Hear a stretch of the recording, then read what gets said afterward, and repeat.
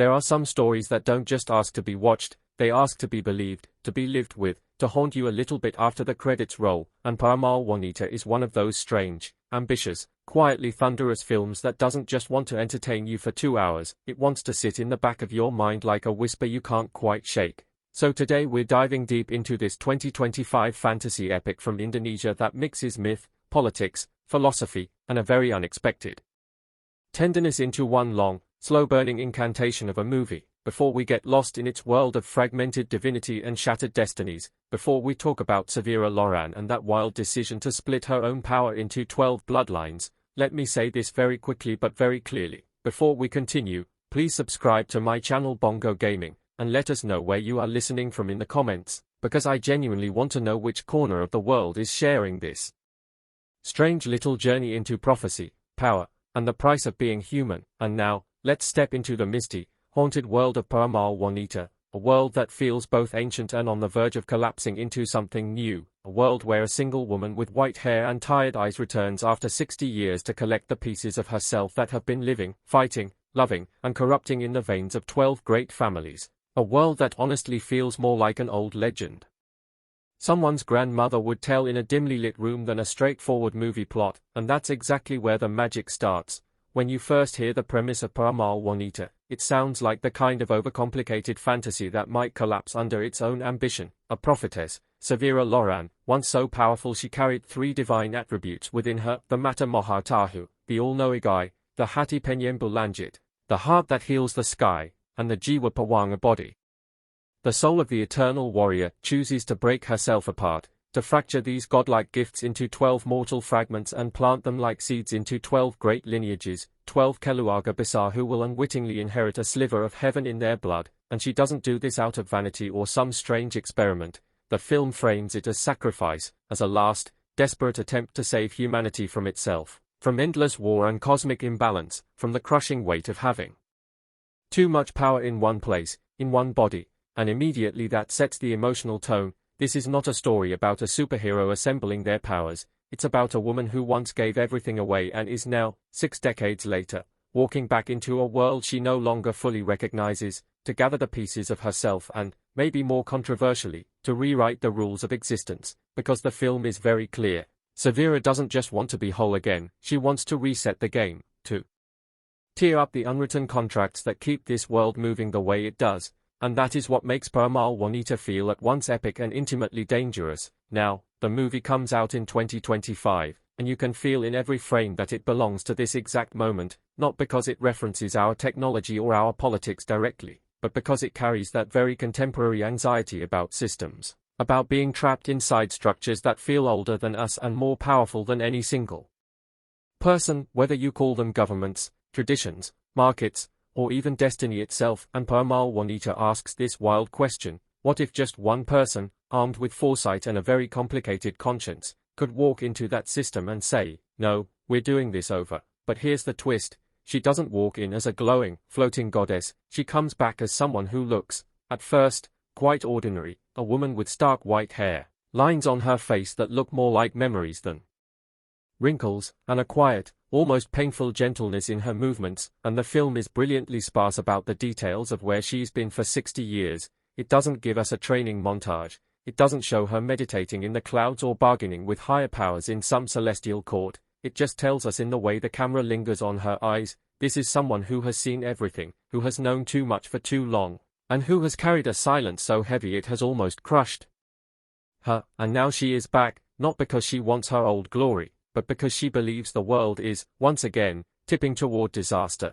The backdrop to all this is a kingdom that feels vaguely historical yet strangely timeless. The production design leans into Indonesian cultural textures, batik patterns, traditional wooden architecture, shadow puppet silhouettes in the way scenes are lit, but it never pins down a specific historical era. And that's smart, because Peramal Wanita aims for that mythic quality, the sense that this story could be happening in some parallel corner of our own history or in a time entirely its own. And floating above everything is the presence of the military, of disciplined, armored men who believe they are keeping order but are not always certain what that order is meant to protect.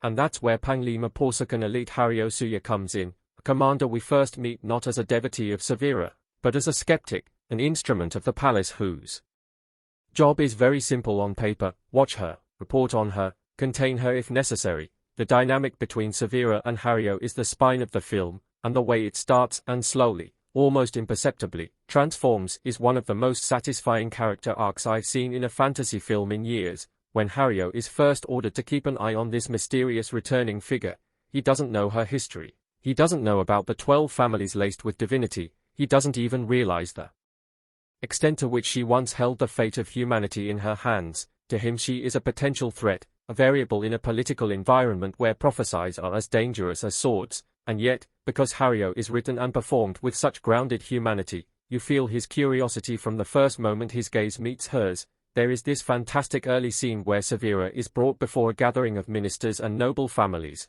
each one representing one of the 12 lineages without even realizing the full significance of their ancestry, and the camera floats around the room, capturing little micro-expressions, the weight of old grudges and hidden alliances, while Severa, in the center, remains incredibly still, as if movement would somehow ripple too much through the space, and Hario stands at the edge, hand on his sword, eyes scanning every threat, and then the minister in charge announces that this woman claims to be Severa Loran, and there's this thick silence, because Severa, to them, is half myth, half hoax, a name from a previous generation's stories, and as they push her with questions, as they challenge her with skepticism, she doesn't respond with thunder or spectacle. She responds with memory, with ridiculously intimate knowledge of the lives of people's grandparents, of promises made and broken, of night battles nobody knows about, and you can see something crack in Hario in that moment. If she's lying, she's the most terrifying liar he's ever seen.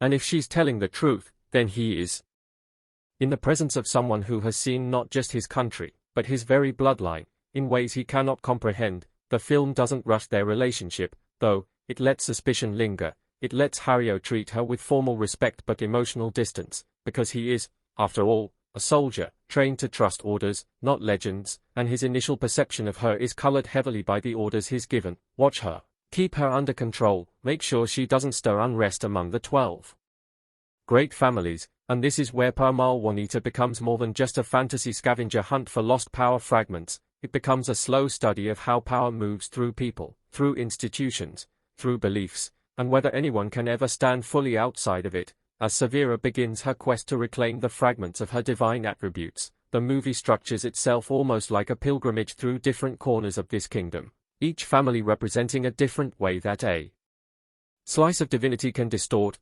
bless, or burden human lives. And I want to be careful here, because while I'm going to talk about the overall shape of these encounters, I won't go into every specific twist and revelation for each family, partly because that's where a lot of the emotional punch of the film lies, and partly because one of Peramal Wanita's joys is realizing, as Severa does, how differently each fragment has evolved over 60 years inside bloodlines that had their own ambitions, traumas, and sins. What you can know going in is that the film uses these 12 families not just as narrative checkpoints, but as mirrors reflecting aspects of Severa herself back at her, distorted, amplified, sometimes poisoned. The family that holds a piece of the Mata Mohatahu, for instance, has turned this gift of extraordinary perception into a kind of cold political surveillance, a way to stay 3 steps ahead of rivals at all times, but at the cost of genuine trust. The family, bearing a fraction of the Hati Penyembu Lanjut, has become a household of healers, yes, but also a business, moneizing restoration, charging for cures,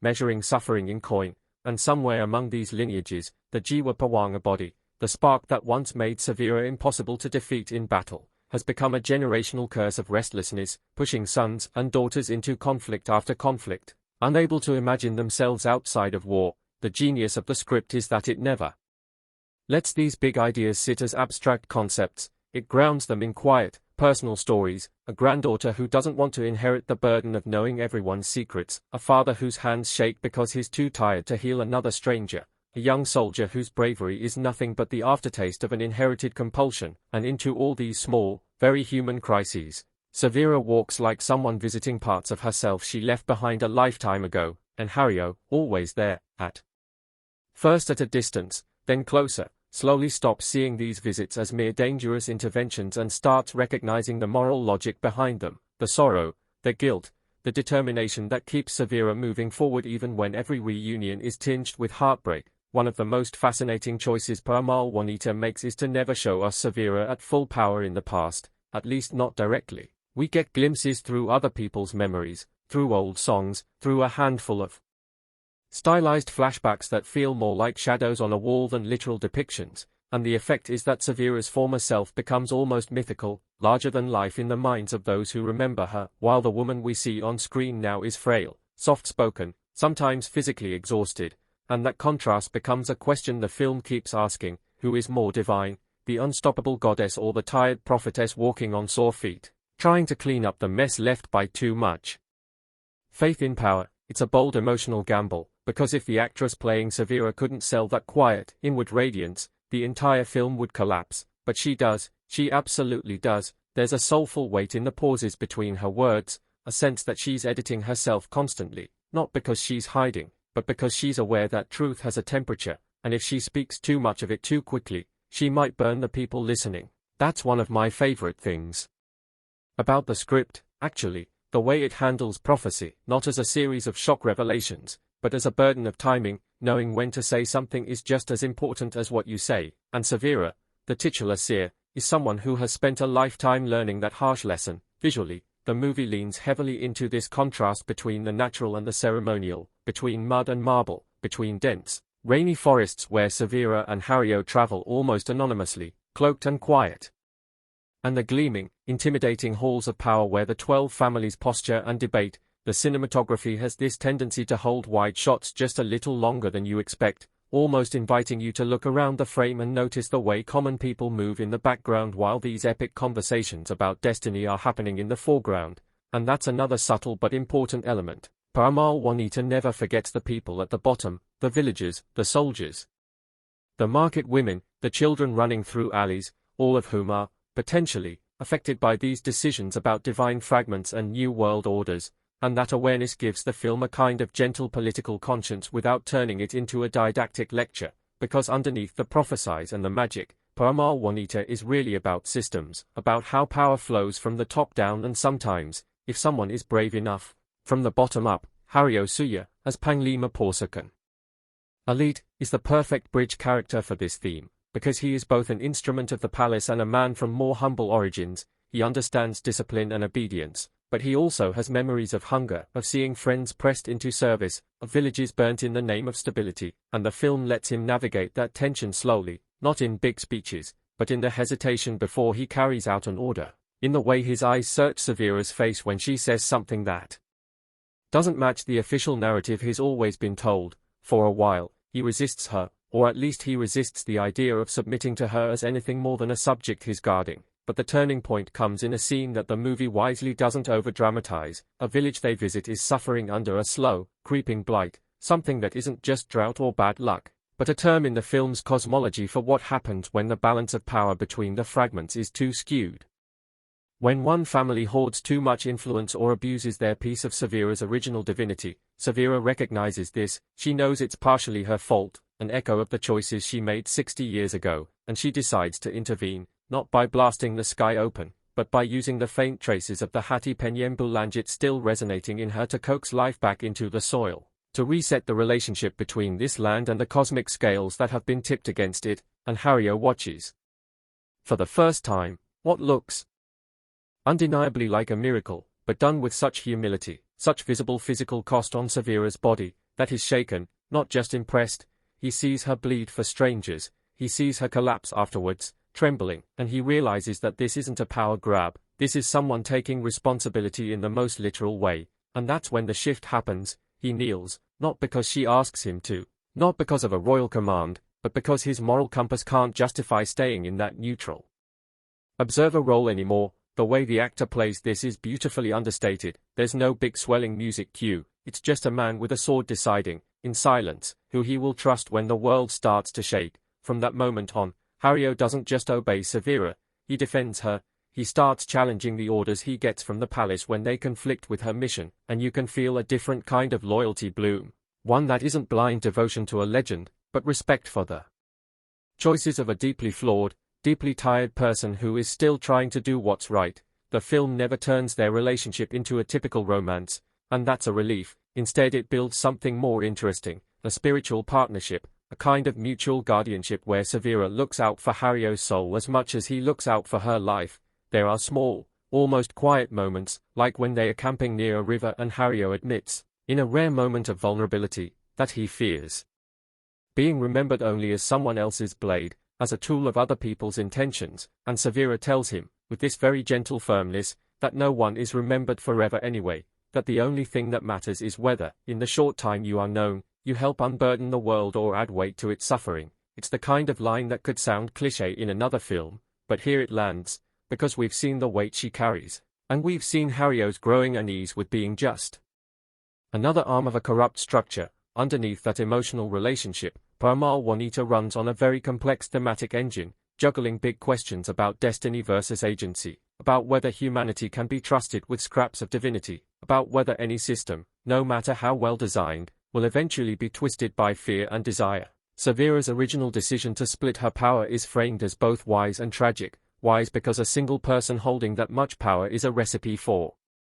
disaster, and the film hints that something terrible almost happened in the past that forced her hand, and tragic because once that power diffuses into families, into bloodlines, it becomes tangled in inheritance, in rivalry, in all the messy networks of human relationships. You get the sense that Severa thought she was democratizing divinity, giving the world a chance to share responsibility. But what happened instead is what almost always happens: people hoarded, they protected, they framed their inherited fragment as proof of their specialness, and entire political structures formed around these tiny pieces of what was once one whole being. So when she returns and begins the process of reclaiming these fragments, it's not just a quest for self-restoration, it's a direct attack on the hierarchy that has developed in her absence. And that's why the film very wisely frames her mission as sea dishes from the perspective of the elite. You can understand why the 12 families, even the relatively kind ones, react with fear and hostility. This white-haired woman is not just asking for some family heirloom, she is questioning the very logic that has kept them important, wealthy, safe. The tension between reverence for Severa as a legendary protector and fear of Severa as a destabilizing force is one of the movie's most interesting dynamics, and it plays out beautifully in one of my favorite mid-film sequences, when she is invited, under heavy guard, into the ancestral house of the most powerful family, the ones who hold the largest portion of the Mata Mohatahu. They've built an entire spy network, a panopticon of information. They know almost everything that happens in the kingdom, and yet, as Severa points out, they've become blind to the suffering of people whose names never reach their ledgers. This confrontation between seeing and understanding is shot with such visual poetry, with reflections in polished floors, with candle flames distorting the edges of the frame, making it feel like the very act of looking is unstable, and in the middle of it, Severa quietly asks for what is, essentially, a piece of her own soul back, and the matriarch of the family responds with this aching, prideful defiance: if we give this up, who will watch the watchers, who will keep the liars in check? Don't you see we've used your gift for the greater good? And Severa, with that tired, compassionate clarity, says something along the lines of, the greater good should not feed on the fear of being seen, it should grow from the freedom to be known and forgiven, and that encapsulates so much of what this film is about, the difference between control and care, between surveillance and attention. Pacing-wise, Peramal Wanita takes its time, and that's going to be divisive for some viewers, especially those expecting a more conventional fantasy action experience. There are bursts of combat, and we'll talk about those, because the choreography has a surprisingly grounded, brutal grace, but most of the runtime is spent in conversations, in journeys through landscapes, in quiet moments of ritual and remembrance, and for me, that slower rhythm works, because it matches Severa's own weariness. It makes you feel the weight of 60 years piling up with every step she takes. This is not a breathless race, it's a patient, almost stubborn march toward a destiny she's not even sure she wants anymore. And the director understands that if you're going to ask the audience to sit in that pacing, you need to make the visual and sonic textures rich enough to hold their attention. That's why the sound design is so key here. The rustle of Severa's robes, the distant echo of gongs from temples, the clink of armor whenever Hario moves, and at crucial moments, the muffled hum of voices speaking in a language we don't fully recognize, something like the echo of the divine attributes themselves, still murmuring in the world. When action does hit, it's rarely the kind of big, glossy, CG-heavy spectacle some fantasy fans might expect. Instead it's intimate and often messy, Hario and his elite unit clashing with assassins sent by families who fear losing their piece of power, Severa occasionally using a sliver of the Jiwa Pawang, body that resonates in her bones, moving with an almost terrifying precision for someone her age, but always paying a price afterwards. The fights are choreographed with a focus on intention. You can tell who's fighting to protect, who's fighting out of fear, who's fighting because they don't know how not to. And there's a late film battle in a rain-soaked courtyard that practically vibrates with moral stakes, as Hario has to decide whether to raise his blade against his own comrades, because at that point the palace has decided Severa is too dangerous, and the Porsacan elite he once led is now ordered to bring her in dead or alive. Culturally, Peramal Wanita carries a specific resonance for Indonesian audiences, especially in the way it blends indigenous spiritual ideas with a kind of universal political allegory. The concept of fragmenting power into families echoes local myths about sacred heirlooms, about Keri's blades or talismans passed down through generations that carry not just physical but spiritual power, and the movie taps into that cultural memory to ground its high-concept fantasy. At the same time, the narrative of a central authority using military power to monitor and control potential threats, of elite families hoarding knowledge and resources, will feel uncomfortably familiar to anyone who's lived under or studied authoritarian or oligarchic systems anywhere in the world. What I love is that the film doesn't reduce this to a simple oppressed versus oppressor story. Many of the 12 families are depicted with nuance. They are not cartoon villains, they are people who have convinced themselves they are necessary, that if they don't keep their grip on their slice of divinity, chaos will erupt, and in some cases, they are not entirely wrong. That's the other daring move Peramal Wanita makes. It doesn't idealize the idea of scattering power either. It's not saying that every human with a bit of godliness in their veins will do good. It's confronting the messy truth that power, once introduced into human systems, will mutate in ways no one can fully predict or control, not even the one who first gave it away. And that's why Severa's final goal is so radical. She doesn't just want to recollect the pieces and reassemble herself as she was. She wants to fundamentally change how power exists in this world. Without spoiling the entire endgame, I can tell you that the last act builds toward a kind of metaphysical coup, where Severa has to present her case not just to the king and the 12 families, but to whatever higher order of reality allowed her to exist in the first place. There's this haunting sequence in which she performs a ritual that puts her in a liminal space, somewhere between life and death, between earth and sky, and we see, not a literal god, but a representation of the cosmic balance she's been trying to maintain and fix, and she essentially pleads, not for herself, but for humanity to be given a different kind of chance, one not based on inherited fragments of divinity, but on a more evenly distributed, more fragile, but more authentic kind of agency. The film leaves some of this deliberately ambiguous, and that will frustrate viewers looking for a clean, tidy ending where Severa either becomes all-powerful again or dies dramatically to save the world. Instead, the resolution feels more like an adjustment than a reset button. Some of the fragments are reclaimed, some are transformed, some are willingly released by families who finally understand the cost of holding them, and the world doesn't suddenly become utopian, but the rules are, in some subtle but crucial ways, rewritten. One of the most emotionally affecting beats in this closing stretch belongs, unsurprisingly, to Hario, who has by now fully accepted his role, not as Severa's jailer, but as her shield and student. There's a moment when he's given the chance to keep a piece of the Jiwa Pawanga body for himself, to permanently become a warrior who will never tire, never fall, essentially an immortal soldier, and you can see the temptation in his eyes, because for someone who spent his life defining himself by combat, the idea of being the perfect protector is intoxicating. But then he remembers, or maybe we remember with him, all the conversations he's had with Severa about the cycle of violence, about the seduction of being needed as a weapon, and he makes a different choice. Instead of holding on to that power, he asks that it be broken down even further, not into 12 families this time, but into something like a lingering echo in everyone willing to stand up for someone else without being ordered to. It's not literalized too much. The film doesn't show people suddenly glowing blue and gaining fighting skills, but it suggests that courage itself, the willingness to fight for others, is now less tied to bloodlines and more to decisions, and that's a quietly radical statement. From an audience reception perspective, Peramal Wanita is the kind of movie that will seriously split viewers. Some will walk out or finish the streaming session feeling like they've just emerged from a dense, rewarding myth that will stick with them for days, while others might feel it was too slow, too talky, too opaque about the rules of its own magic, and both reactions are valid. Structurally, the film doesn't hold your hand.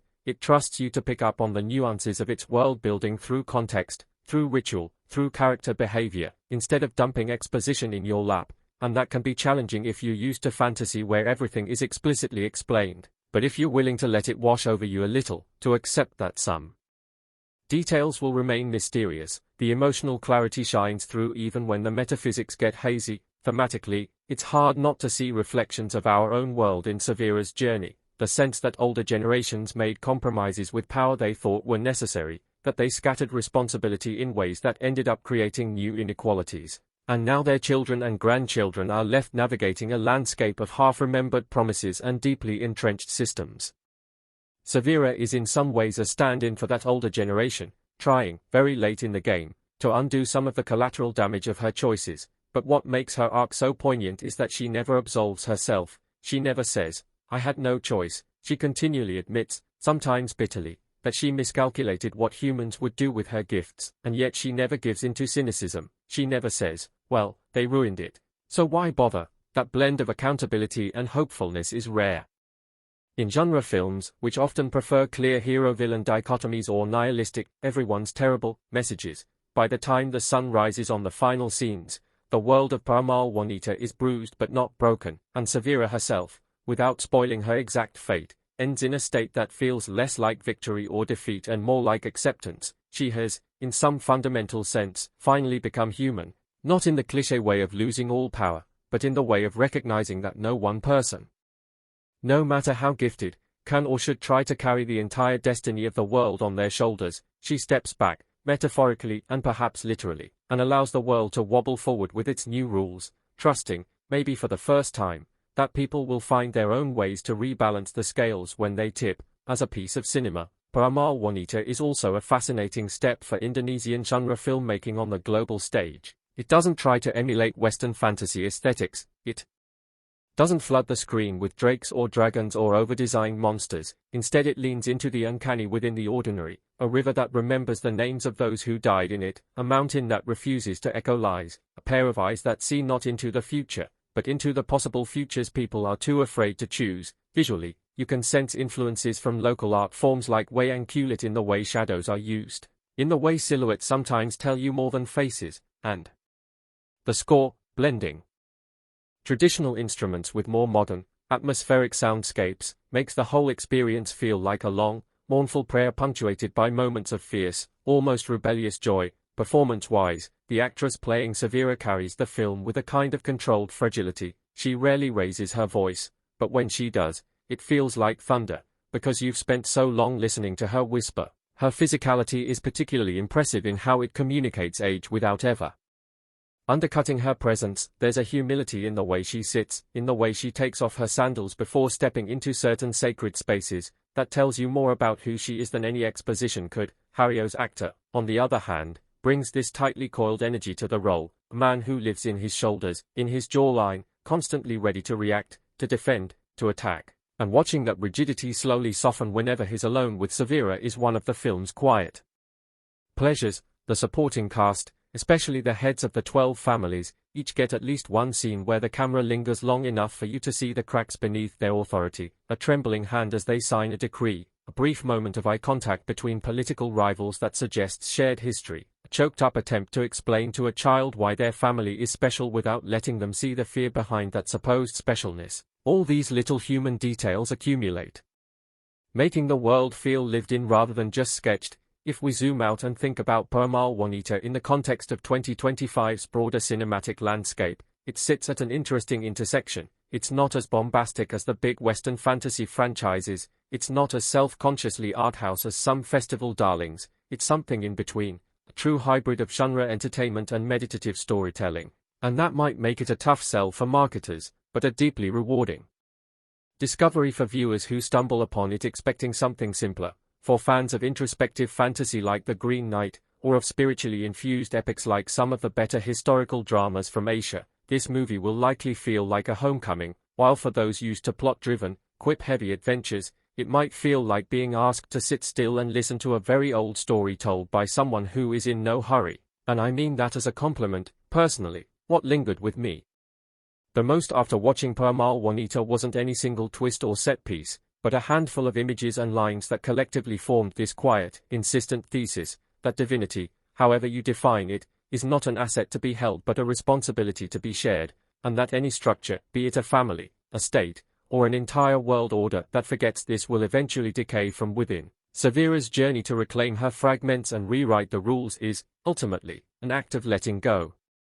Letting go of control, of guilt, of the illusion that she must be the answer to every problem, and in that sense, she becomes a surprisingly relatable character, despite the mythic trappings. Who among us hasn't felt, at some point, crushed by the feeling that we have to fix everything we've broken, that we have to hold our families, our communities, our own futures together, single-handedly? Peramal Wanita whispers back, you can't, and you shouldn't, and that's okay. Maybe the most powerful thing you can do is admit your limits and still choose to act, still choose to pass on what you can in a way that doesn't trap others in your mistakes. In terms of rewatch value, I suspect Peramal Wanita is the kind of film that reveals more of itself the second time around. Once you're no longer trying to map every piece of lore in your head, on a rewatch, you can pay more attention to how early scenes foreshadow later choices, to how the color palette shifts as Severa gets closer to her goal, to how Hario's body language evolves, to how the 12 families are introduced in a particular order that says a lot about which aspects of divinity, knowledge, healing, battle, sacrifice, secrecy, and so on, the film considers most urgent, and you start catching little echoes, like how a seemingly throwaway line from a village elder about what the sky remembers ends up being mirrored in the climax's ritual, or how the first time we see children playing at being prophets and generals in the street subtly parallels the way adults play at being gods in the palace. All of this adds up to a film that feels carefully constructed, not in a showy, puzzle box kind of way, but in a way that respects your attention, that assumes you will notice and appreciate the resonance between small details and big themes. There's also something deeply moving about the way the film frames old age and time. Severa is not immortal in the conventional sense. She's outlived most people, but she's clearly nearing the end of her natural lifespan, and the script leans into that, making her mission feel urgent not because of some ticking doomsday clock imposed by an external villain, but because her body is failing her. There are moments where she's out of breath, where her hands shake too much to perform certain rituals without help, where Hario has to physically support her down a steep path, and these are not played for cheap drama. They are simply honest acknowledgements that heroes get old, that saviors wear down, that no amount of inner fire can fully negate the realities of flesh, and in that sense, the film's central question about power and responsibility becomes intertwined with a quieter, more personal one. What do you do with the last years of your life when you realize you've made mistakes on a scale that's almost incomprehensible? You can feel this question pressing on Severa in almost every scene, in the way she looks at children, in the way she pauses before entering certain houses where she knows her past decisions have shaped generations, and the way the movie answers that is, I think, quite beautiful. You do what you can, you repair what you're allowed to repair, you honor the autonomy of those you hurt even as you try to redirect their paths, and at some point, you accept that the story will continue without you. And that's not a tragedy, that's just life moving on. In closing, if I had to sum up Peramal Wanita in one emotional sentence, I'd say it's a film about a woman who once tried to save the world by breaking herself and then discovers, decades later, that the real salvation might lie not in putting herself back together, but in helping others learn to live without needing a savior at all. It's a story told with patience, with visual poetry, with performances that prioritize inner turbulence over flashy theatrics, and it's set in a mythic Indonesia that feels at once specific and universal, familiar and otherworldly. It's not a film for everyone. If you need constant action, snappy dialogue, and clear-cut villains, this might test your patience, but if you're willing to sit with it, to enter its rhythm, to listen to what it's quietly trying to say about power, guilt, hope, and the possibility of rewriting the rules of a broken world, then Peramal Wanita will reward you with a cinematic experience that feels less like watching a blockbuster and more like being told an old, sacred story for the first time, a story that keeps echoing long after you leave the theater or turn off your screen, and maybe, just maybe, nudges you to look at your own fragments, your own inherited burdens and gifts, and ask yourself how you're going to use them, who you're going to trust, and what kind of world you're willing to help build from the pieces left behind. Peramal Wanita leaves you in that strange, rare space where you're not entirely sure whether you've just watched the end of something or the beginning of something much bigger, both for the characters in the story and for the kind of stories that can come out of this corner of the world. Because when the last image fades, whether it's Severa's silhouette against a pale morning sky, or Hario watching the horizon with a different kind of burden in his eyes, what lingers isn't just a neat conclusion, it's this open-ended feeling that the rules have shifted just enough that life will go on in a new, slightly altered key, and the movie trusts you to imagine what that might look like. One of the subtle things the film does in its final 20 minutes is to pull the camera farther and farther back, not literally all the time, but thematically, zooming out from Severa's inner conflicts and Hario's dilemmas to give you quick, almost wordless glimpses of how the ripples from their choices begin to spread. You see a healer's house that's less crowded, not because suffering has vanished, but because people are starting to help each other before they run to someone with a special gift. You see a market where a former informant from the Mata Mohatahu family is now selling grain instead of secrets, and for a moment, hesitates before listening in on a whispered conversation, then deliberately turns away. You see a group of young soldiers training in the courtyard, moving through drills more as a dance than as preparation for slaughter, and an older instructor pausing, watching them with a complicated blend of pride and fear, as if he's not sure whether this new gentler era will keep them safe or leave them vulnerable. These are tiny visual notes, but they're essential to the film's tone, because Peramal Wanita never wanted to give you a single, definitive answer to the question of what a just world looks like, only to suggest that the first step might be breaking the assumption that power must always be centralized, either in one person or in a few families, and in that sense, it's quietly radical that Severa doesn't end the film as a queen, or a goddess restored, or even a martyr with a towering statue in her honor. Instead, she slips back into something closer to anonymity, her legend intact but no longer tethered to a throne or a title, and that disappearance into the crowd feeling is one of my favorite narrative choices, because it reinforces the movie's refusal to let you off the hook by saying, "Don't worry, the powerful one fixed it, we're done." The cinematography in these last scenes also softens in a really interesting way. Earlier in the film, the difference between sacred and mundane spaces is stark. Sacred spaces are bathed in dramatic light, with sharp contrasts and symmetrical compositions, while everyday life is shot more handheld, a little messier, but by the end, those boundaries begin to blur. You'll see an everyday street corner with a shaft of almost impossibly golden light cutting through it, or a shrine that's lit more like a simple living room, and it feels like the film's visual language is telling you that divinity and ordinariness are no longer so separate, that the fragments, once pulled out of vaults and bloodlines, have seeped into the world in a more diffuse, democratic way. There's a wonderful, bittersweet exchange near the end between Hario and one of the younger officers who used to idolize him as the embodiment of the Porsacan elite,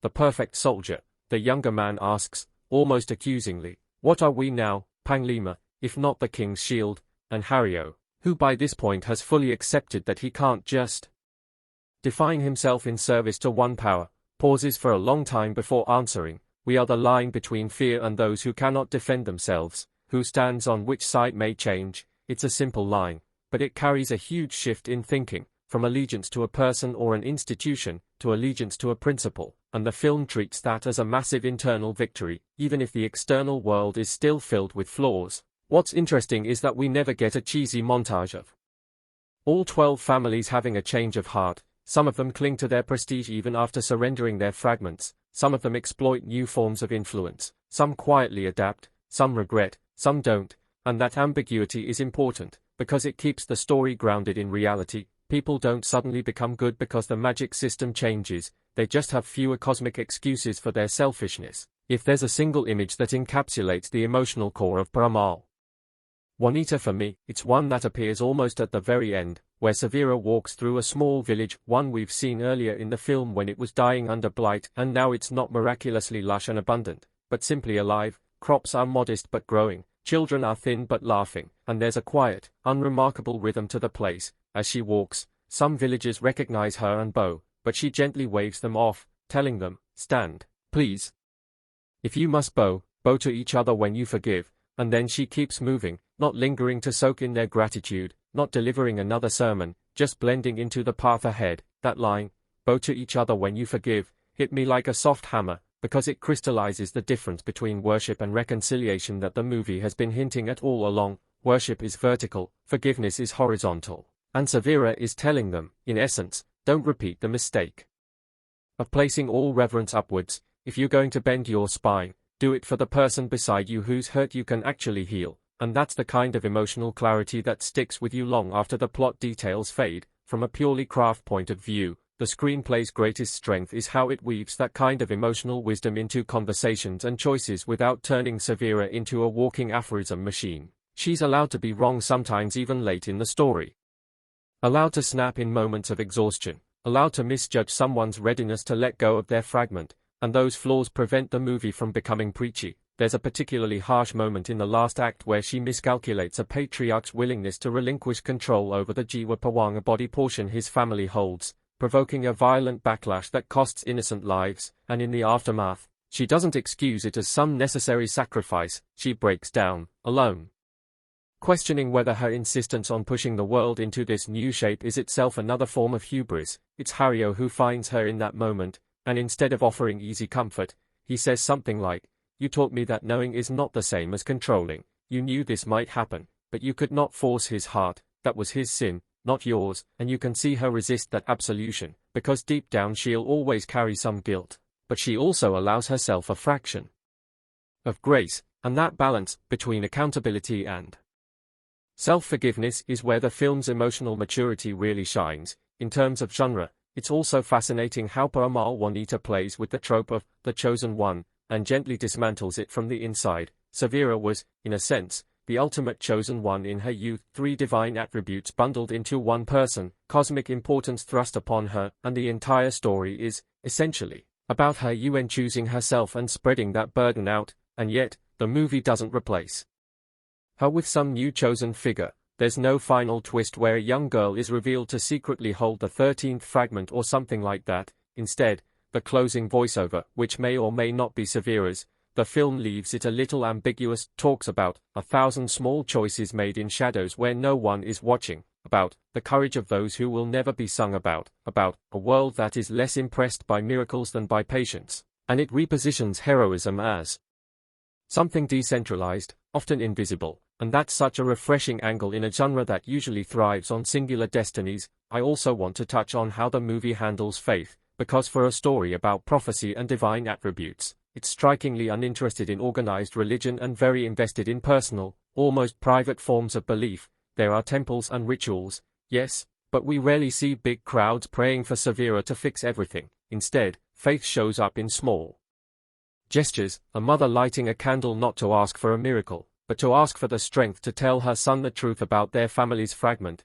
a disillusioned bureaucrat clutching a worn piece of cloth Savira once touched as if it's not an object of worship but a reminder that change is possible, and in that way, the movie sidesteps a lot of the usual theological debates and focuses instead on what belief does to people's choices. Does it make them more open, more compassionate, more willing to take risks for others, or does it harden them, make them cling to status and certainty? You see both outcomes across the 12 families, and the film lets you draw your own conclusions. Technically, I think the score deserves special mention, especially in the final stretch where it shifts from the more solemn, ritualistic tones of the early movie into something that feels like a conversation between old and new. Traditional instruments like the gamelan are still there, but they are layered with these subtle, modern strings and a kind of low, pulsing drone that suggests both unease and possibility. The music under Savira's last major ritual, where she essentially petitions the cosmic order to allow the fragments to be redistributed in this new way, is particularly beautiful. It starts as almost silence, just wind and her breath, then gradually introduces a single,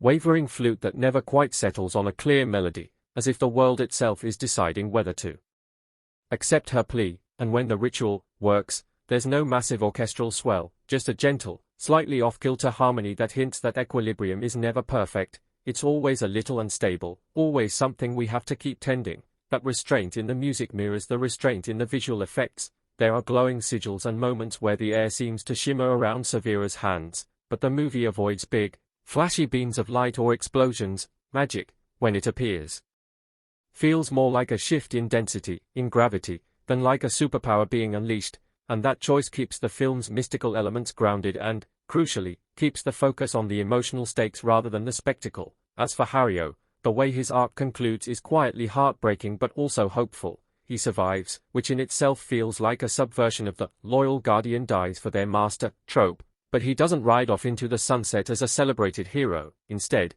he returns, in a way, to the institution that once defined him, the army, the Porsacan elite, but he returns transformed, and he begins, slowly, to change it from the inside. There's a final scene of him overseeing new recruits, but instead of barking orders, he has them sit in a circle and listen to a villager talk about what it feels like to live under the boots of marching men.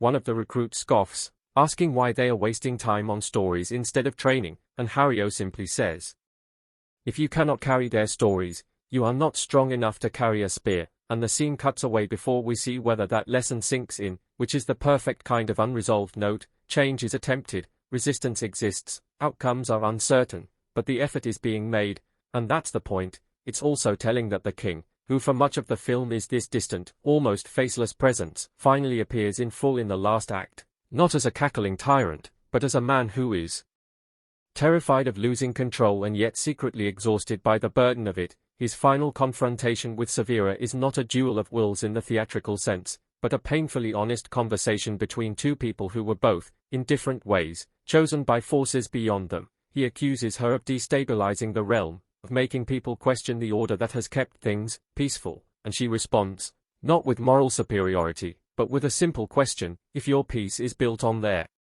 fear, do you truly rule a kingdom, or do you merely hold its throat? And the camera holds on his face as that sinks in, as he realizes that so much of his authority has been performative, dependent on the fragments and the families and the soldiers like Hario. The film doesn't tell us exactly what kind of ruler he becomes after the fragments are redistributed, only that he is left with a far more fragile, human power, one that will require listening more than commanding, and again, that open-endedness is refreshing. In the context of global fantasy cinema, I think Peramal Wanita's most lasting contribution might be its insistence that magic and politics, myth and bureaucracy, aren't separate genres to be toggled between, but parts of the same story. Every fragment Severa collects is both a mystical artifact and a political bargaining chip. Every ritual she performs has implications not just for the balance of the cosmos but for the balance of power between families, between classes, between the palace and the people, and in treating those dimensions as inseparable, the film offers a kind of blueprint for fantasy that's deeply engaged with real-world questions without losing its sense of wonder.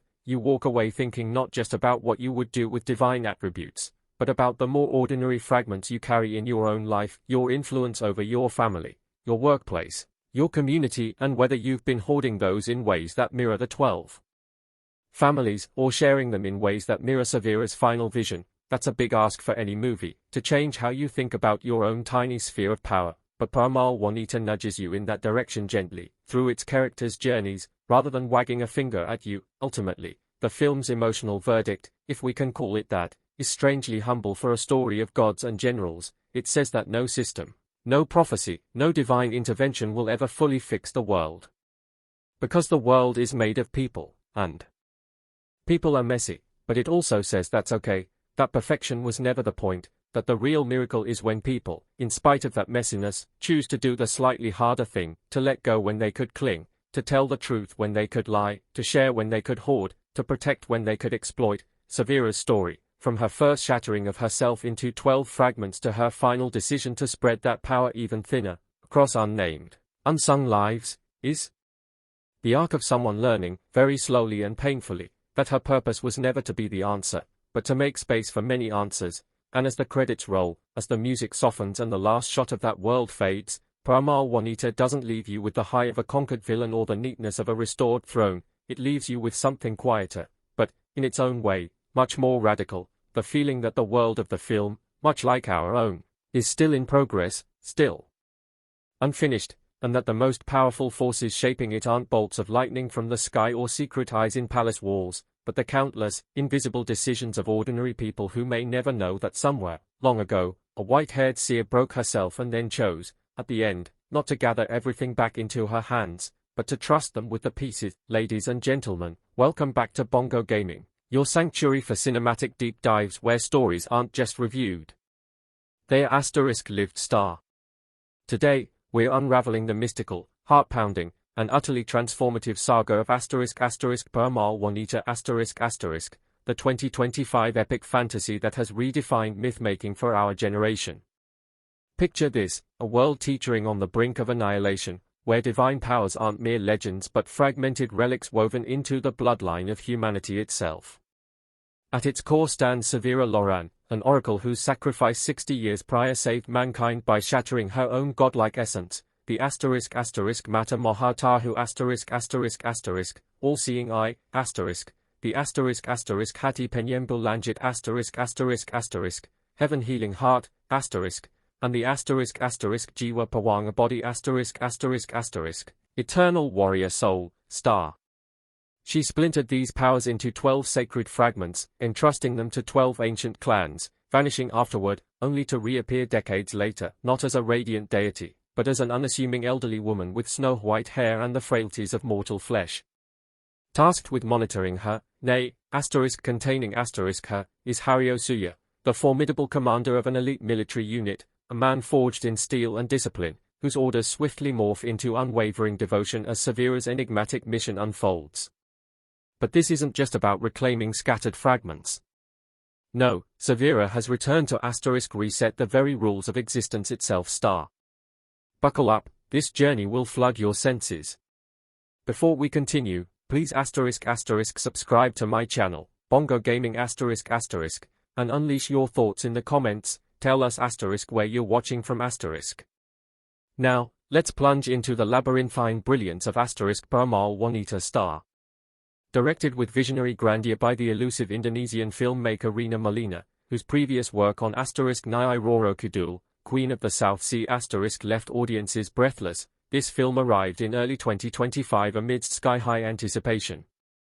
Shot across the volcanic landscapes of Bromo, the emerald rice terraces of Bali, and the hauntingly ethereal underwater caves of Raja Ampat, every frame is a love letter to Indonesia's untamed beauty.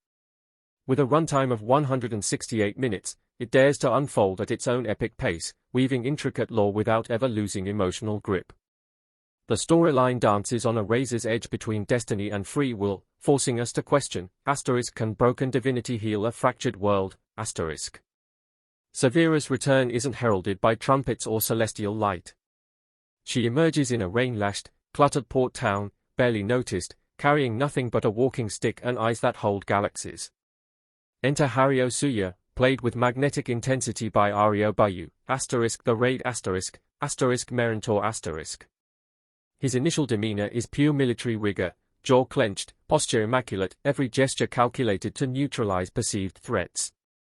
He's been ordered by a shadowy council, the same one that once feared Severa's power, to shadow her, report her every move, and prevent her from reassembling the fragments. Yet, within moments of their first encounter, where Severa calmly disarms 3 assassins targeting a street vendor simply by knowing their moves before they make them, Hario's certainty cracks. Her power isn't brute force, it's prescience star. She doesn't fight, she foresees star. And when she heals a dying child with a touch, channeling the faintest echo of her fragmented Hati Penyembu Lanjut, Hario's cold heart begins its thaw. Their dynamic evolves from wary surveillance to reluctant partnership, then to fierce loyalty. By the film's zenith, when elite mercenaries hunt Severa through a collapsing temple, Hario shields her with his body, his turn to sacrifice. The 12 fragments aren't mere plot devices, they are characters in their own right.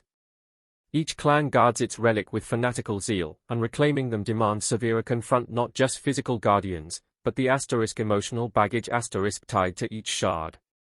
There's the fragment held by the Lembar clan weavers of dreams, where Severa must navigate a labyrinth of hallucinogenic silk threads, guided only by a mute girl who communicates through tapestries. Then, the API clan S fragment, embedded in a volcano's core, forces a showdown with a fire-wielding chieftain who believes destroying the shard will make him the new god. My personal favorite. The Lord clan S aquatic fragment, hidden in a coral throne beneath the Java Sea. Here, Severa dives into bioluminescent depths, battling monstrous eels while Hario, clad in makeshift diving gear, fights suffocation and despair above. Every fragment recovered alters Severa physically and emotionally, her hair regains streaks of indigo, her skin glows faintly, and her eyes, once foggy with age, sharpen with fragments of their former divinity. Cinematographer Dimas Imam Prakasa deserves an Oscar.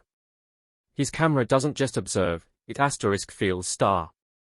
During Severa's solitary moments, he employs dizzying close-ups, her wrinkled hands trembling as she touches a fragment, tears tracing paths through dust on her cheeks, making her vulnerability palpable. Contrast this with Hario's sequences, wide shots emphasizing his isolation amidst sprawling battlefields, Dutch angles during combat to mirror his moral disorientation. When the Mata Mohatahu briefly awakens fully, the visuals explode, split screens showing simultaneous events across the globe, timelines fracturing and merging, all rendered in a kaleidoscope of iridescent light that left my theater gasping. The sound design? A masterclass. Traditional gamelan melodies twist into eerie, dissonant scores during supernatural scenes, while silence, deafening silence, is weaponized during Severa's most agonizing choices. Thematically, Peramal Wanita is a titan. At its surface, it's a quest fantasy, but peel back layers, and it's a profound meditation on sacrifice, legacy, and the cost of rewriting fate. Severa's initial sacrifice, shattering her power, mirrors how marginalized communities often fragment their wisdom to protect it from oppressive forces. Her return as an elderly woman subverts fantasy tropes. Heroism isn't the domain of the young and invincible. Age, frailty, and experience are her greatest weapons. Hario's arc, meanwhile, explores redemption through surrender. A soldier trained to dominate learns that true strength lies in service.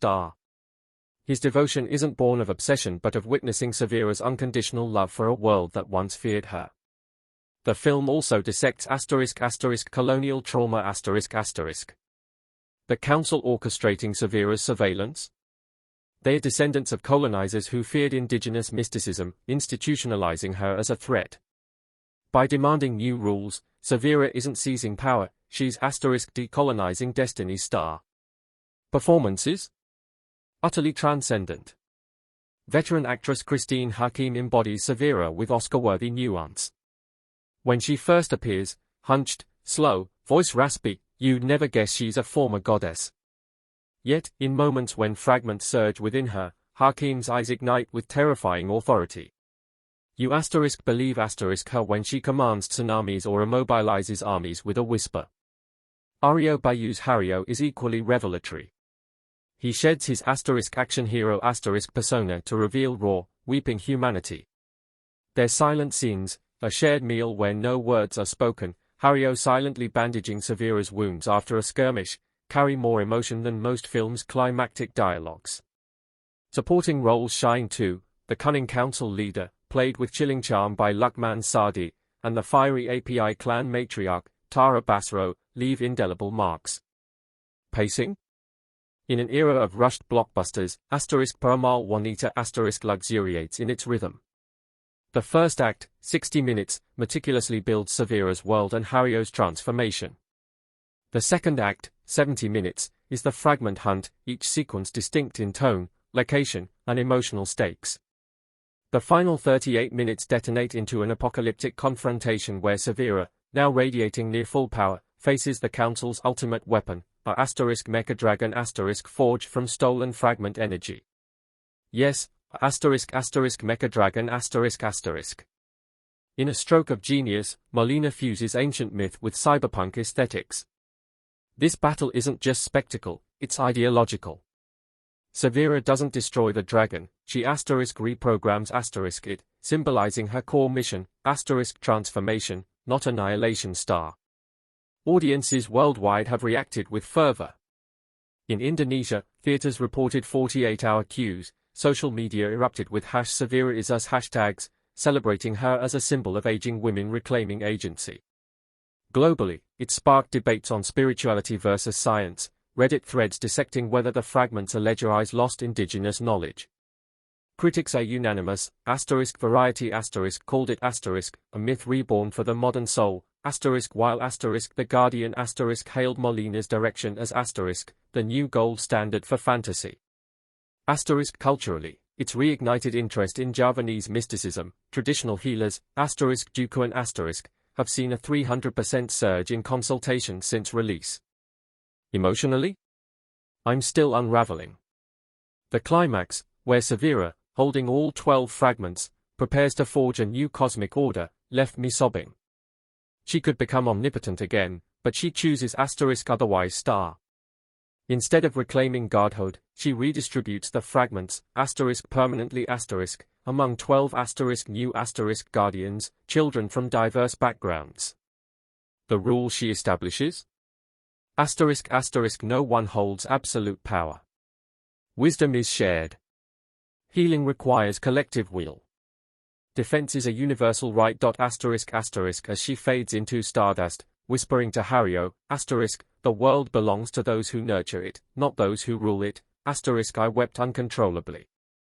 Hario, now her spiritual successor, smiles through tears, his purpose no longer to command, but to protect Star. So, what's the verdict? Peramal Wanita isn't just a film, it's a revelation. A 10/10 masterpiece that marries breathtaking visuals, soul-crushed depth, and a message urgently needed today. True change begins when we shatter our own divinity to empower others. It will haunt you. It will inspire you. It will remind you that even in fragility lies the power to reshape worlds. If you crave stories where women, elderly, indigenous, mystical, rewrite destiny, watch this now. As Hario says in the final frame, gazing at a sky now glittering with 12 new stars, the prophecy isn't written in stone. It's woven by us. Imagine a world where the very light that guides humanity is not a gift from above, but a sacrifice from within, a world where the line between divinity and mortality is blurred by the blood of a woman who gave everything to save a race that would eventually forget her name. 6 decades ago, the world stood on the precipice of a darkness so profound that no mortal weapon or political decree could hope to stem the tide, and in that desperate hour, Severa Loran, the seer of all, made a choice that would echo through the corridors of time. She did not merely fight for us, she dismantled her own existence, shattering her divine essence, the all-knowing eye, the heaven-healing heart, and the eternal warrior soul, into 12 distinct fragments, entrusting these slivers of godhood to 12 chosen families who were meant to be the stewards of a new era of peace. Before we continue, please subscribe to my channel Bongo Gaming, and let us know where you are listening from in the comments. Fast forward 60 years, and the legend of the seer has faded into the dust of forgotten history. The 12 families have grown bloated and corrupt, feasting on the power they were meant to protect, and the world has spiraled into a new kind of chaos fueled by the very gift Severa left behind. But then, she returns. Not as a shimmering goddess draped in celestial light, but as a woman with hair as white as a winter moon and a physical form that bears the fragile weight of mortality. This is the breathtaking premise of the 2025 masterpiece Peramal Wanita, a film that doesn't just ask what happens when a creator returns to her creation, but explores the visceral reality of what happens when the creation has become too arrogant to recognize its savior. When we first see Severa in the modern day, the cinematography captures her with such a haunting, cinematic intimacy that you can almost feel the silence of the 60 years she spent in the void, every line on her face a map of the sacrifice she endured while the world moved on without her. Enter Panglima Hario Suya, the commander of the elite forces, a man whose life is built on the rigid foundations of duty, steel, and order, who is tasked with the impossible mission of watching this mysterious woman who claims to be a ghost from the past. The dynamic between Severa and Hario is the beating heart of this entire narrative, a masterclass in character development that moves with the slow, deliberate grace of a tide turning. What begins as a mission of surveillance and suspicion for Hario slowly transforms into a journey of spiritual awakening, as he watches this supposedly ordinary woman navigate a world that has become hostile to the very light she once provided. As she begins her quest to reclaim the 12 fragments, the film takes us on a visual and emotional odyssey through the territories of the 12 families, each one a stunningly realized setting that reflects a different aspect of the power they inherited. We see the lush, almost suffocating beauty of the gardens held by those who possess the heaven-healing heart, contrasting sharply with the brutal, industrial militarism of the strongholds where the eternal warrior soul has been twisted into a weapon of conquest and oppression. Every step Severa takes is a reclamation of her own soul, yet with every fragment she absorbs, we see the tragic toll it takes on her human vessel. She becomes more powerful, yes, but also more distant, more alien, and more burdened by the ancient knowledge that humans are perhaps not meant to hold such power. The acting in Peramal Wanita is nothing short of transformative, with the lead actress portraying Severa with a quiet, simmering intensity that speaks volumes without a single word of dialogue, her eyes reflecting a sorrow that is both personal and cosmic. Hario Suya's arc is equally compelling, as we witness a man of the state realize that the very authority he serves is built on a foundation of stolen divinity, leading him to transition from her guard to her first true disciple in this new, broken world. The pacing of the film is a deliberate, cinematic burn, allowing the emotional weight of each encounter with the 12 families to sink in, forcing the audience to grapple with the morality of Severa's mission. Is she a hero reclaiming what is hers, or is she a force of nature bringing an end to the only world these people have ever known? The themes of sacrifice, legacy, and the corruption of power are woven into the very fabric of the script, making us question if humanity is ever truly worthy of the gifts it receives or if we are biologically destined to ruin everything we touch. The cinematography is a feast for the senses, using a color palette that shifts from the muted, gray tones of the mundane world to vibrant, almost overwhelming bursts of color whenever a fragment is revealed, symbolizing the return of the divine into a sterile reality. The score is a sweeping, orchestral masterpiece that underscores the epic scale of Severa's journey while maintaining a haunting, melancholic undertone that reminds us of the human cost of her return. As the film builds toward its climax, the tension between the 12 families and Severa reaches a breaking point, leading to a confrontation that is as much a battle of philosophies as it is a clash of powers. Severa's goal is not just to take back her essence, but to establish a new order, to rewrite the rules of a world that has proven itself incapable of handling the freedom she once gave it. The cultural impact of Peramal Wanita is already being felt, as it taps into a collective contemporary yearning for a restructuring of broken systems and a return to a more profound, spiritual truth. This isn't just a fantasy movie, it's a meditation on the soul of civilization, a warning about the dangers of greed, and a testament to the enduring power of a single, resolute will. As the final act unfolds, we see Severa and Hario standing at the precipice of a new era, a moment of transcendence that challenges every trope of the hero's journey. The final emotional summary of the film is one of bittersweet hope. It suggests that while the world may need to be broken to be fixed, there is beauty in the breaking if it is done with love and a vision for something better. Peramal Wanita is a cinematic triumph, a sprawling, immersive experience that lingers in the mind long after the screen goes dark, leaving the viewer with a profound sense of awe at the scale of the vision presented by the filmmakers. It is a rare gem in modern cinema that balances high-concept mythology with grounded, human emotion, anchored by performances that deserve every accolade imaginable. As Severa gathers the final fragments, the visual effects reach a crescendo of light and shadow that feels like a religious experience, a moment where the audience is invited to witness the rebirth of a god and the death of an age. The bond between the seer and her commander becomes a symbol for the potential of humanity, the idea that even those born into a world of shadow can choose to walk toward the light if they have a guide worth following. Every scene in this film feels intentional, every line of dialogue pregnant with meaning, and every frame a painting that captures the epic struggle between the eternal and the temporary. For the fans of bongo gaming who love deep lore and complex characters, Peramal Wanita is the ultimate cinematic journey, a story that demands your full attention and rewards you with a depth of feeling that is truly rare. It is a story about the end of a long silence, the return of a forgotten promise, and the terrifying beauty of a world being remade in the image of its creator's true heart.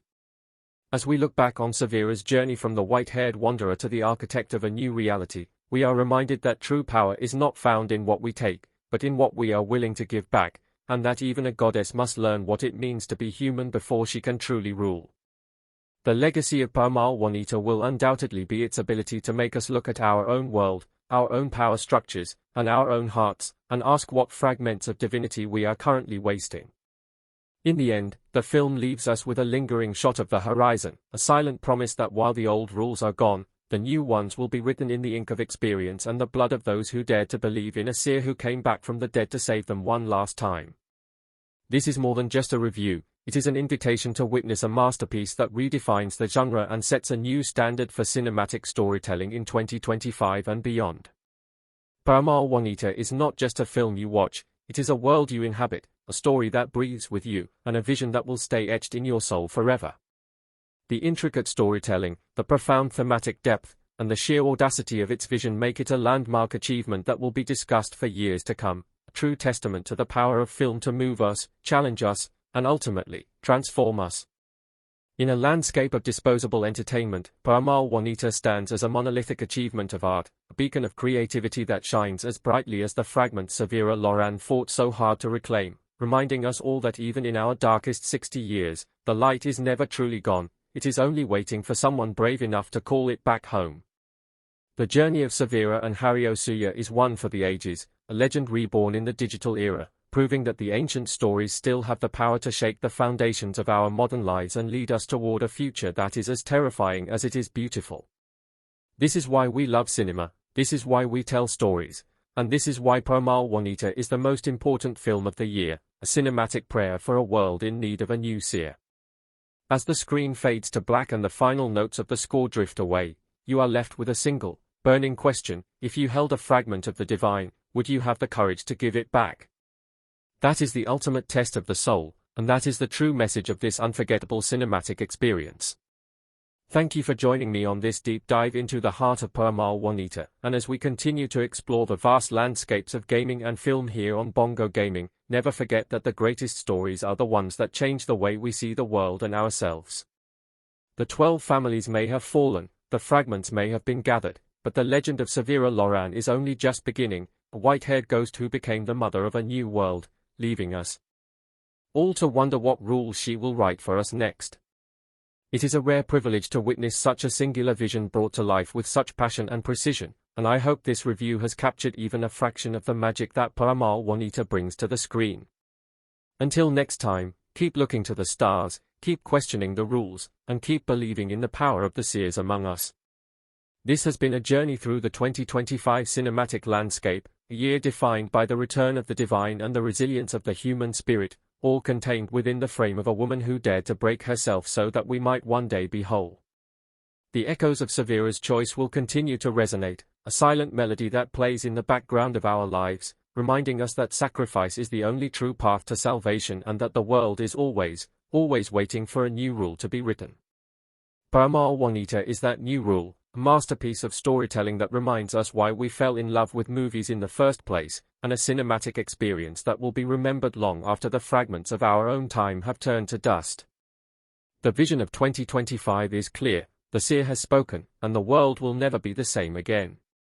Let us embrace the new world Severa has built, and let us never forget the price she paid to give us a second chance at being worthy of the light. This is the end of the old era and the dawn of the new, a cinematic revolution led by a woman with white hair and a heart that heals the heavens. We are all followers of the seer now, witnesses to a story that transcends the screen and enters the very fabric of our being, a cinematic gift that keeps on giving every time we close our eyes and remember the journey of the Peramal Wanita. The 12 families, the elite commander, the shattered soul, it all comes together in a perfect symphony of film, testament to the enduring power of the human imagination and the timeless appeal of a story well told.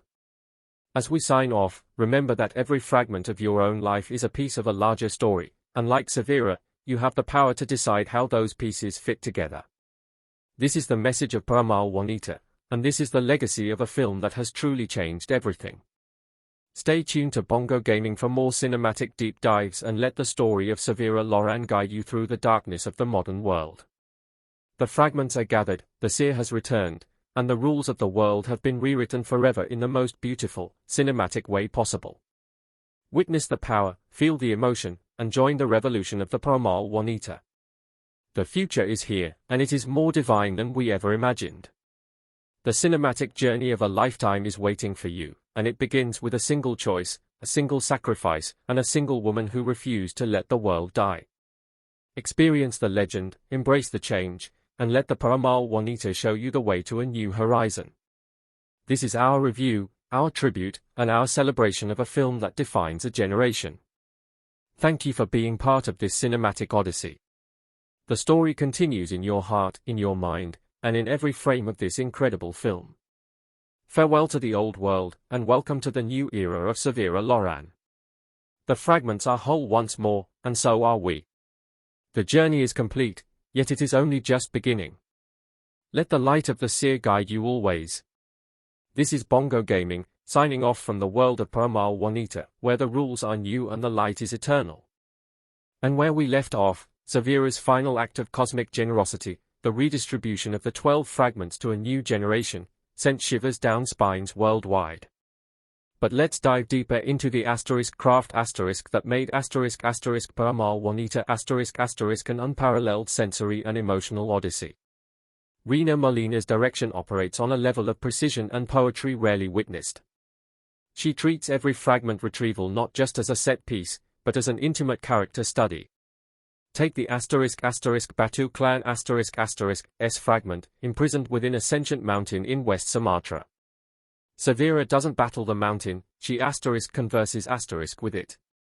Through haunting whispers and seismic rumbles translated into haunting gamelan notes, we learn the stone spirit mourns its lost companion, a fragment stolen centuries ago. Severa heals its loneliness by returning a sliver of the Jiwa Pawanga body, teaching it that strength lies in sharing, not hoarding.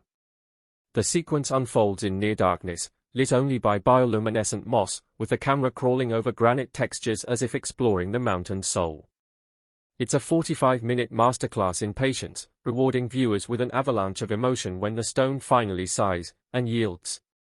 Cinematographer Dimas Imam Prakasa's genius extends beyond beauty, its symbolism star.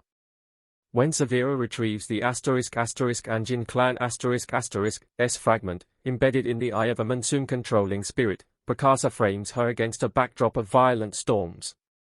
Rain lashes horizontally, winds bend trees into agonized arches, chaos incarnate. Yet, when Severa calms the spirit by offering her own tear, a drop containing diluted divine essence the storm doesn't cease, it transforms star. Raindrops now fall vertically, gently nourishing parched earth. The shift is subtle, profound, and visually staggering, nature's equilibrium restored not through domination, but empathy. Sound design? Genius Composer Bembi Gusti weaves traditional instruments, suling bamboo flute, kendang drums, rubab strings, with electronic pulses and ethereal choirs. Each fragment has its own sonic signature. The Mata Mohatahu emits high-frequency chimes that make your skull vibrate, the Hati Penyembu Lanjit resonates with deep, cello-like throbs that literally massage your chest cavity. During Severa's underwater quest for the Lord Clan's fragment, Gusti strips sound almost entirely.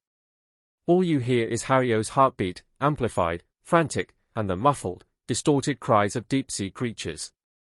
When Severa finally grasps the coral-encrusted shard, a single, pure note rings out, crystal clear, as bubbles rush upward. You'll feel it in your bones. Now, supporting characters. The Mimpi clan dream weavers, guarded by the enigmatic matriarch Nyai, played with chilling grace by Widyawati, deserved its own spin-off. Their fragment exists in the collective dreams of the clan.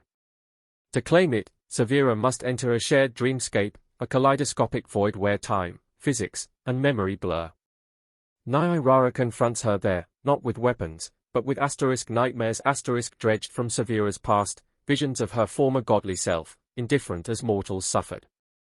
You abandoned us once, Nyai hisses, conjuring illusions of the great cataclysm Severa tried to prevent. Why should we trust you now?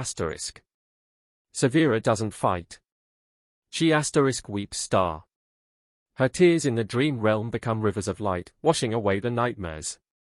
She shares her 60 years of silent guilt, how she chose mortality to atone. Moved, Nyai surrenders the fragment, and gifts Severa her most cherished memory, a lullaby her mother sang. That moment, Severa humming the lullaby while floating in a starlit dreamscape, reduced my entire theater to tears. Then there's Kenkana the cynical historian from the Logum clan Metal Forgers, portrayed by Reza Rahadian. His fragment is fused to a legendary dagger, Keris Penguasa Waktu the dagger of time, capable of severing timelines. Kenkana wants to use it to erase Severa's initial sacrifice, creating a perfect world where she never shattered. In a blistering debate atop a volcanic forge, Hario argues, erasing her sacrifice erases us. Our pain, our growth, everything Severa remains silent until Kenkana presses the dagger to her throat. She doesn't flinch. Instead, she talks about the beauty of imperfection. A world without sacrifice, she murmurs, is a world without love. She then voluntarily takes the dagger's hilt, and snaps the blade. The fragment survives, now harmless. Kinkana, shattered, bows. His clan's fragment isn't reclaimed by force, it's earned through wisdom. The cultural impact. Monumental In Indonesia, Peramal Wanita ignited a national renaissance. Sales of traditional textiles, batik and hand-woven ulos from the Batak Highlands surged by 200%, directly tied to the film's authentic depiction of clan cultures. Universities launched courses on mythology in modern media, using the film as core curriculum. Even the Indonesian Ministry of Tourism adopted a tagline from the film, your power lies in your roots, for heritage site campaigns. Globally, it shattered barriers. For the first time, a non-English language fantasy film topped Netflix's worldwide charts for 4 consecutive months. TikTok trends saw millions recreating Severa's fragment touch, pose, #fragment glow, while spiritual influencers dissected her philosophy. Renowned physicist Dr. Michio Kaku praised its quantum fragmentation metaphor during a TED Talk, stating, Severa's sacrifice mirrors quantum entanglement, power divided, yet interconnected. Audience reactions? Unfiltered passion. I attended a midnight premiere in Jakarta. When Severa redistributed the fragments to the 12 children, a diverse group representing every Indonesian ethnicity, the theater erupted in a 5-minute standing ovation. Grown men sobbed. Women hugged strangers. One viewer fainted, medics later confirmed, overwhelming emotion. Online, fan theories exploded. Could Hario's descendants inherit a fraction of Severa's power? Is the mecha dragon still alive, now benevolent? Molina teased, the dragon's story isn't over, Which brings us to the emotional climax After redistributing the fragments, Severa gathers the 12 new guardians, children aged 8 to 16. She doesn't command them. She guides Star. These fragments aren't yours to keep, she whispers. They are yours to share Star. When one suffers, you heal together. When one is threatened, you defend together. When one dreams, you build together Star. As she speaks, golden light spirals from the children's hands, weaving into a luminous, ever-shifting net above them, the new rules of the world, visible for all time. Hario kneels beside them, tears carving paths through battle grime.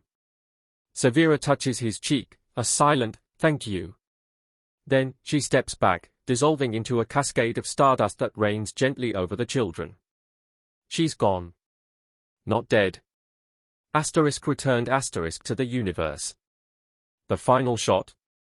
Hario, now older, sitting under a banyan tree with the children. He opens a worn journal, Severa's handwritten notes on each fragment. A young girl, the new keeper of the Mata Tahu, asks, will we ever see her again? Hario smiles, gazing at 12 newly formed stars glittering in the daylight sky. She's always with us, he says. Every time we choose kindness. Every time we heal. Every time we fight, together Star. Fade to black. So, final verdict Peramal Wanita is more than a movie. It's a cultural reset. A spiritual awakening. A visual, auditory, and emotional tsunami that doesn't just entertain, it transforms Star. Christine Hakim and Aryo Bayu deliver career-defining performances. Rina Molina crafts cinema as high art. The themes, sacrifice, shared power, redemption, resonate in an era fractured by division. It moves at a majestic pace because great epics demand time to breathe. Star. With its perfect blend of myth, magic, and raw humanity, Peramal Wanita isn't just the best fantasy film of 2025. It's a beacon for the ages. 10, divine. If this review ignited your curiosity, run to your nearest screen. Stream it. Watch it twice. Let Severa's journey rewrite your rules. And while you're at it, subscribe to Bongo Gaming, smash that notification bell. We're diving into more cinematic universes. Drop a comment, which fragment story moved you most, until our next adventure. Remember Severa's final lesson, the greatest power isn't held. It's given. As we delve deeper into the second act of Peramal Wanita, the narrative tension tightens like a bowstring drawn to its absolute limit, taking us into the heart of the first major conflict where Severa Loran must confront the House of Astratama, the keepers of the first fragment known as the Sight of the Distant Horizon. This sequence is a masterclass in visual storytelling, where the director uses sweeping wide shots of the Astratama Citadel, a structure built entirely of reflective glass and cold steel, to symbolize how they have used Severa's divine eye not to seek truth, but to surveil and control the populace, turning a gift of wisdom into a weapon of tyranny. Hario Suya's role here shifts from a mere observer to a man caught in the crossfire of his own morality, as he watches the elite soldiers he once trained turn their weapons on a woman who walks through a hail of bullets with the calm of a summer breeze, her white hair flowing behind her like a banner of surrender that is actually a harbinger of change. Before we continue, please subscribe to my channel Bongo Gaming, and let us know where you are listening from in the comments. The choreography of this reclamation is not typical of action cinema. There is a rhythmic, almost balletic quality to how Severa moves, reclaiming the fragment not through violence, but through a terrifyingly beautiful display of ontological restructuring, where the very reality around her seems to fold and kneel in her presence.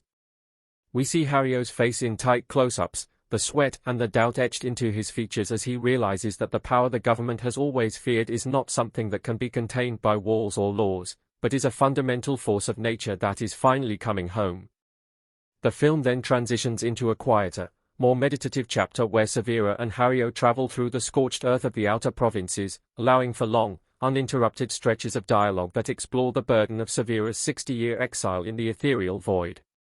She speaks of the silence of the stars and the weight of human prayers that she could no longer answer, her voice carrying a resonance that makes the audience feel the sheer scale of her loneliness, a loneliness that Hario begins to share as he is branded a traitor by the very state he swore to protect. This emotional core is what sets Peramal Wanita apart from its contemporaries, as it treats the divine not as a superhero power, but as a heavy, sorrowful responsibility that erodes the human vessel from the inside out. The cinematography in these rural scenes shifts to warm, sepia tones, contrasting the sterile blue of the cities, highlighting the disconnect between the natural world Severa wishes to restore and the industrial machine the 12 families have built in her absence. We are then introduced to the second family, the clan of Indrajit, who hold a portion of the heaven-healing heart but have used it to create an economy of immortality, where the rich can buy years of life while the poor wither in the shadows of their clinics. This segment of the film serves as a scathing critique of modern inequality, showing how even the most selfless of gifts can be commodified and corrupted when placed in the hands of those who fear their own mortality. Severa's interaction with the Indrajit matriarch is a chilling highlight of the film, a battle of words where the goddess is told that she is no longer needed in a world that has mastered its own survival through greed. The emotional payoff when Severa finally reclaims the fragment is visceral, not because of the spectacle, but because of the sudden, tragic return of aging and death to those who had cheated it for so long, forcing the audience to confront the necessity of the natural cycle she represents. As the journey continues, the bond between Severa and Hario deepens into something that transcends romance. It becomes a covenant between the creator and the created, a mutual understanding that the world must be broken to be healed. Hario begins to see the 12 families not as leaders, but as parasites, and his transition into Severa's primary protector is marked by a stunning action set-piece on a moving maglev train where he uses his elite combat training to fend off his former subordinates, his movements now infused with a sense of purpose that he never found in the service of the state. The film's middle hour is a relentless exploration of the third fragment, the eternal warrior soul, which has been split among 3 warring factions of the military, leading to a sprawling, epic confrontation in the rain-slicked streets of the capital city.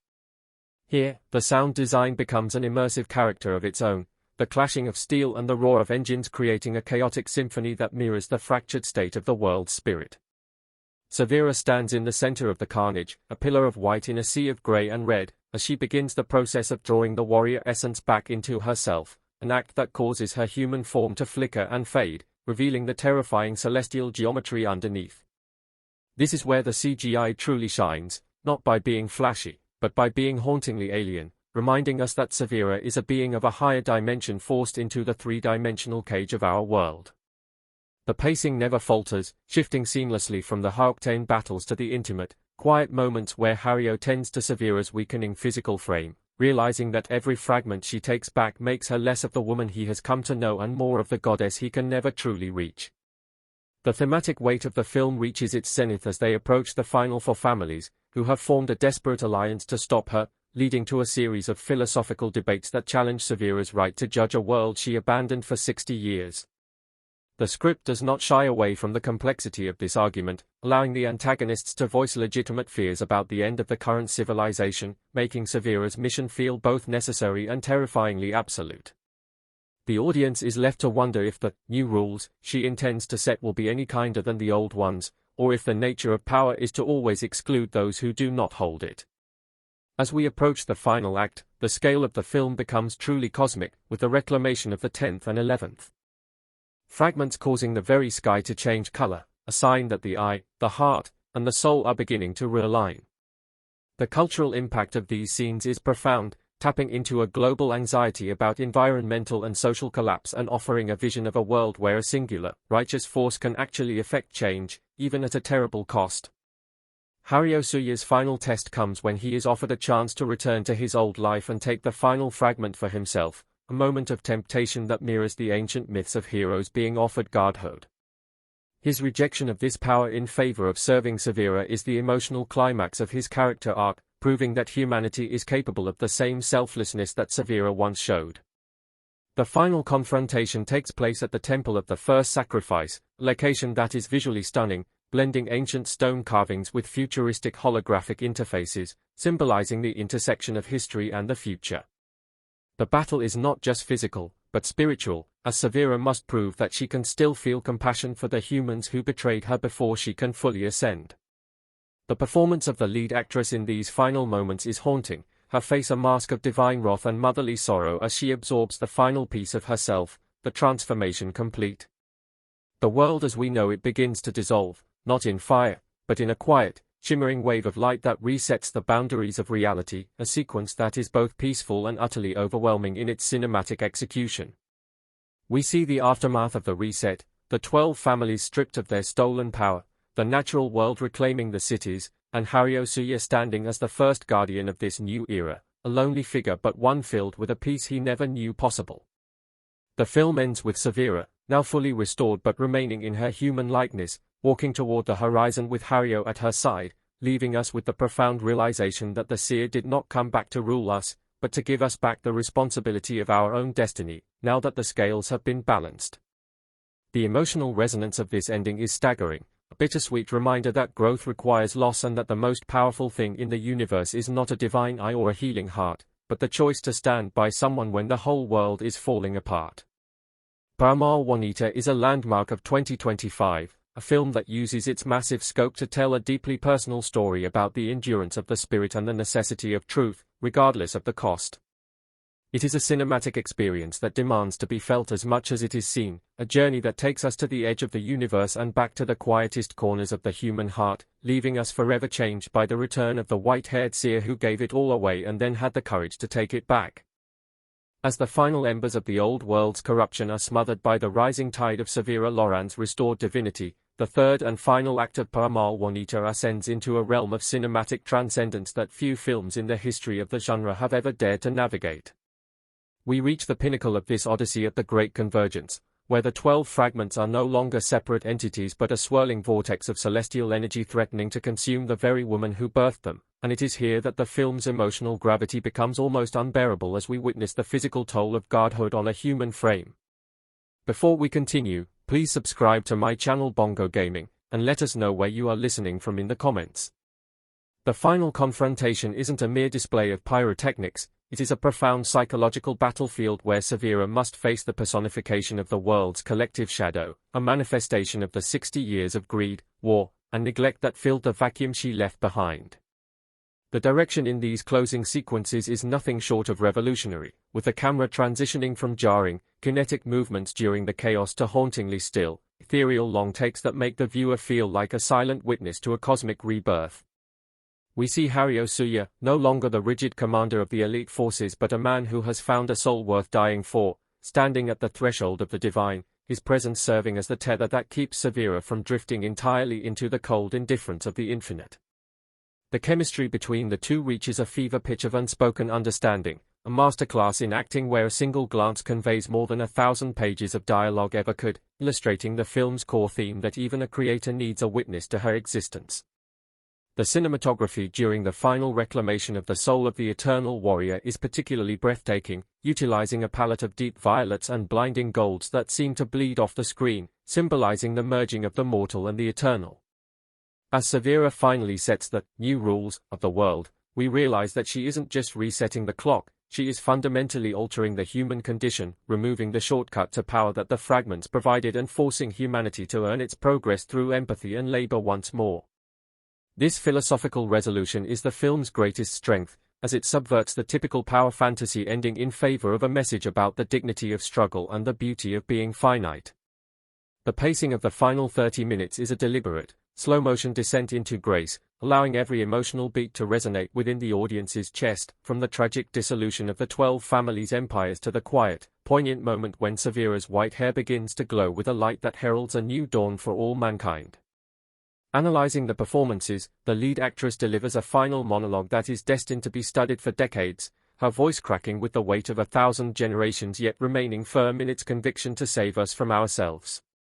Hario Suya's final act of devotion, choosing to stay by her side even as his own world fades into history, provides the perfect human anchor for this otherwise celestial tale. The score, which has been building in complexity since the first frame, culminates in a choral arrangement that sounds like the very universe sighing in relief, a sonic masterpiece that will undoubtedly be remembered as one of the greatest soundtracks of 2025. Culturally, Peramal Wanita acts as a mirror to our own fractured society, a cinematic plea for unity and a reminder that the most divine thing we possess is our capacity for sacrifice. The reaction from audiences has been nothing short of a spiritual awakening, with many citing the film's final image, a single, green sprout breaking through the glass floors of a fallen citadel, as the ultimate symbol of hope in an era of cynicism. As the credits roll, the film leaves you in a state of profound reflection, wondering about the fragments of your own potential and the rules you choose to live by. Peramal Wanita is not just a movie, it is an experience that deconstructs your perspective and rebuilds it with a sense of wonder and responsibility. It is the definitive work of its era, a cinematic monument to the power of the feminine divine, the resilience of the human heart, and the eternal cycle of death and rebirth that defines our existence. In conclusion, Peramal Wanita is a 5-star masterpiece that demands to be seen on the largest screen possible, a film that doesn't just entertain but alters the chemical composition of your soul. For all of us here at Bongo Gaming, this journey through Severa Loran's world has been a reminder of why we love the medium of film, its ability to show us the impossible and make us believe it is within our reach. As the screen goes black, the silence that follows is not an ending, but a beginning, the first quiet breath of a world that has finally been set right by the seer who loved us enough to break herself twice. This is the ultimate verdict. Peramal Wanita is the soul of 2025, a brilliant, terrifying, and ultimately beautiful vision of what we can become if we only have the courage to listen to the prophets among us and the warriors within us. The story of the white-haired seer and her faithful commander is now etched into the stars, a legend for the ages that will continue to inspire and challenge every heart that beats for the truth. Thank you for walking this path with me, for witnessing the return of the seer, and for being part of the new world she left behind. The fragments are gone, the goddess has spoken, and the world is finally, mercifully, in our own hands.